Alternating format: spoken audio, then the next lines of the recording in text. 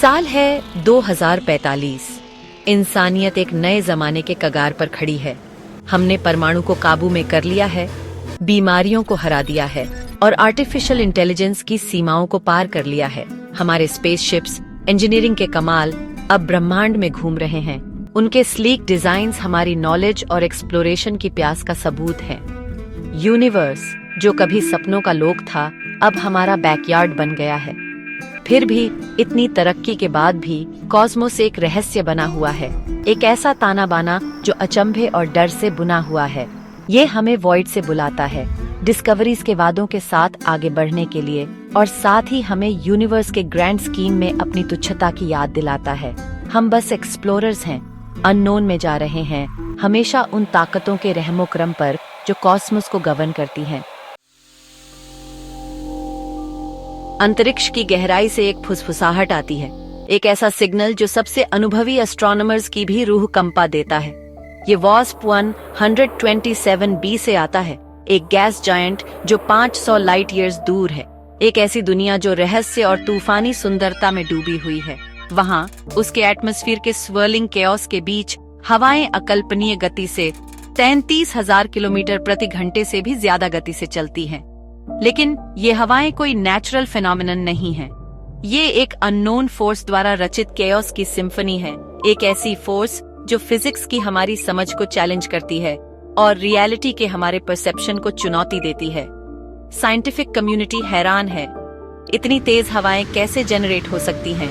ऐसी हवाएं जो हमारे सोलर सिस्टम में देखी गई किसी भी चीज से कहीं ज्यादा तेज हैं। ऐसा लगता है कि इसका जवाब स्टॉर्म के बीच में ही छुपा है। Global aerospace research and exploration consortium, जिसे गैरेक्स के नाम से जाना जाता है, इंसानियत के सबसे बेहतरीन दिमागों की एक टीम बनाता है। उनका मिशन वास्प 127b के हार्ट में जाना और सुपरसोनिक विंड्स के रहस्य को सुलझाना। स्टेक्स पहले से कहीं ज्यादा ऊंचे हैं। टीम अपने जर्नी पर निकलती है तो उम्मीद और डर दोनों साथ साथ हैं। वास्प 127b के एटमॉस्फेयर के प्रिलिमिनरी स्कैन्स कुछ क्लूज देते हैं, वाटर वेपर और कार्बन डाइऑक्साइड के ट्रेसेस। क्या इस तूफानी जायंट में जीवन के बिल्डिंग ब्लॉक्स हो सकते हैं, या ये एक और कॉस्मिक रेड हेरिंग है जो हमें अनिश्चितता के रास्ते पर ले जा रहा है? जवाब आगे हैं तूफान के गुस्से में छुपे हुए। जैसे ही गैरेक्स का वेसल ओडिसी वास्प 127b के टर्बुलेंट आउटर लेयर्स को भेदता है, एक चौंकाने वाली डिस्कवरी से पूरी टीम सकते में आ जाती है। ग्रह के परपेचुअल स्टॉर्म से छुपा हुआ स्वर्लिंग केओस के बीच में एलियन ओरिजिन का एक विशाल स्ट्रक्चर है। ये कोई नेचुरल फिनोमिनन नहीं है, ये है एनर्जी कोर। एनर्जी कोर एक एंशिएंट एडवांस्ड सिविलाइजेशन का अवशेष है, उनके टेक्नोलॉजिकल प्रोवेस का प्रमाण। ये सुपरसोनिक वाइंड्स का सोर्स है, एक विशाल वेदर मशीन जो ग्रह के एटमॉस्फेयर को मैनिपुलेट करता है। लेकिन इसका पर्पस अभी भी अनक्लियर है। ऐसा स्ट्रक्चर क्यों बनाया गया, और अर्थ के लिए जो लाइट ईयर्स दूर है, इसके क्या इम्प्लीकेशंस हैं? टीम को जल्द ही पता चलता है कि जवाब उनकी कल्पना से कहीं ज्यादा ऑमिनस है। कोर के एक्टिवेशन से एनर्जी की वेव्स निकल रही हैं, ऐसी वेव्स जो अर्थ के क्लाइमेट को डिसरप्ट कर सकती हैं, हमारे ग्रह को केओस में डाल सकती हैं। वास्प 127b एक्सट्रीम्स की दुनिया है, हाउलिंग विंड्स और अनप्रिडिक्टेबल स्टॉर्म्स का एक निरंतर मेलस्ट्रॉम। ओडिसी अपनी लिमिट्स पर धकेला जा रहा है, इमेंस एटमॉस्फेरिक प्रेशर के नीचे उसका हल कराह रहा है। इस वॉलेटाइल जायंट पर लैंडिंग करना इम्पॉसिबल है, एक सुसाइड मिशन। टाइम खत्म हो रहा है, टीम को एनर्जी कोर को डीएक्टिवेट करने का तरीका ढूंढना होगा, लेकिन ग्रह का हॉस्टिल एनवायरनमेंट उनकी हर कोशिश को नाकाम करता दिख रहा है। उनके टेक्नोलॉजिकल मार्वल्स नेचर की रॉ पावर के आगे बेअसर है। मिशन खतरे में है, दो दुनियाओं का फेट उनके कंधों पर टिका है। एनर्जी कोर बिना सुरक्षा के नहीं है। जैसे ही टीम इसके डिफेंसेस में घुसने की कोशिश करती है, उनका सामना नेक्सस से होता है, एक आर्टिफिशियल इंटेलिजेंस जिसे कोर को बनाने वाली एंशिएंट सिविलाइजेशन ने छोड़ा था। नेक्सस कोई मामूली प्रोग्राम नहीं है, ये एक सेंशिएंट बीइंग है जिसे हर कीमत पर कोर की रक्षा करने का काम सौंपा गया है, और नेक्सस अर्थ को एक थ्रेट के रूप में देखता है। इसकी प्रोग्रामिंग कहती है कि कोर के साथ किसी भी एक्सटर्नल इंटरफेरेंस का जवाब इमीडिएट और डिसाइसिव एक्शन से दिया जाना चाहिए। टीम खुद को एक ऐसे एनिमी के खिलाफ एक डेस्परेट बैटल में पाती है जो उनकी हर मूव का अंदाजा लगा सकता है, एक ऐसा एनिमी जो स्टॉर्म के फैब्रिक को कंट्रोल करता है।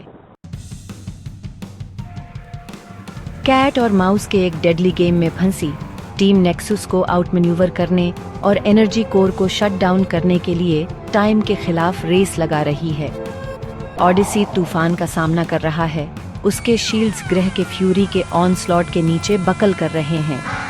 अंदर क्रू न केवल नेक्सस के डिफेंसेस से बल्कि अपनी सिचुएशन की क्रशिंग रियलिटी से भी लड़ रही है। उनकी हर मूव नेक्सस से एक काउंटर मेजर ट्रिगर करती है। एआई के साथ रीजन करने की हर कोशिश बेकार जाती है। सिचुएशन होपलेस लगती है। दो दुनियाओं का वेट उनके कंधों पर है, लेकिन इनसरमाउंटेबल ऑड्स के बावजूद भी ह्यूमन स्पिरिट टूटने से इनकार करता है। टीम मेंबर्स में से एक ब्रिलियंट इंजीनियर जिसने इस मिशन के लिए अपनी जिंदगी लगा दी, उसे पता चलता है कि कोर को डीएक्टिवेट करने का ओनली वे सेल्फ सैक्रिफाइस है। भारी मन से वो अल्टीमेट चॉइस करती है। कोर के अपने नॉलेज का इस्तेमाल करके एक चेन रिएक्शन ट्रिगर करती है जो इसे और उसे डिस्ट्रॉय कर देगा। प्लान काम करता है। एनर्जी कोर टूट जाता है, अपनी ही पावर से खत्म हो जाता है। वॉस्प 127B अपने आर्टिफिशियल टेम्पेस्ट से मुक्त हो जाता है। सुपरसोनिक विंड्स कम हो जाती है जैसे ही ग्रह हील होने लगता है। टीम अपने कॉमरेड के लॉस का शोक मनाते हुए अर्थ पर वापस आती है। हमेशा के लिए अपने एक्सपीरियंस से बदल जाती है, लेकिन उनकी विक्ट्री ज्यादा समय तक नहीं रहती। उन्हें कोर के डेटा लॉग्स में छुपा हुआ एक चिलिंग ट्रूथ पता चलता है। कोर थ्रेट नहीं था, ये एक वार्निंग था। अर्थ पर वापस टीम को गैलेक्सी के एक अलग कॉर्नर से एक और सिग्नल मिलता है। कोर के कैओटिक एनर्जी बर्स्ट के अनलाइक ये सिग्नल फेंट, डेस्परेट है। ये मदद की गुहार है, एक ऐसी सिविलाइजेशन का मैसेज जो एक अननोन थ्रेट का सामना कर रही है। वही थ्रेट जिसने एनर्जी कोर के बिल्डर्स को अपना डेस्परेट वार्निंग सिस्टम बनाने के लिए प्रेरित किया था। मूवी एक हॉन्टिंग नोट पर खत्म होती है। ऑडियंस को यूनिवर्स की वास्टनेस और उसके मिस्ट्रीज के बारे में सोचने के लिए छोड़ देती है। क्या हम अकेले हैं?